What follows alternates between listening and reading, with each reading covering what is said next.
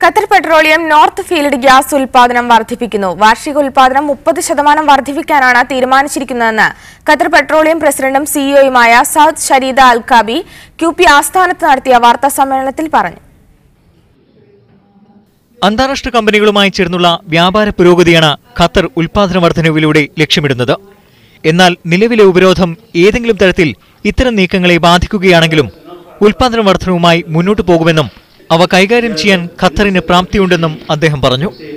പ്രകൃതിവാതകത്തിന്റെ നിലവിലെ വാർഷിക ഉൽപാദന തോതായ 77 മില്യൺ ടണ്ണിൽ നിന്ന് 100 മില്യണിലേക്കാണ് ഉയർത്തുന്നത്. ഇതിന്റെ ഔദ്യോഗിക ഉദ്ഘാടനം ഈ മാസം 14-ന് നടക്കും. കൂടുതൽ കയറ്റുമതി ലക്ഷ്യമിട്ട് നോർത്ത് ഫീൽഡിന്റെ സദേൺ സെക്ടറിൽ പുതിയ പ്രകൃതിവാതക പദ്ധതി ആരംഭിക്കാൻ കഴിഞ്ഞ ഏപ്രിലിൽ തീരുമാനിച്ചിരുന്നതായും അദ്ദേഹം വ്യക്തമാക്കി.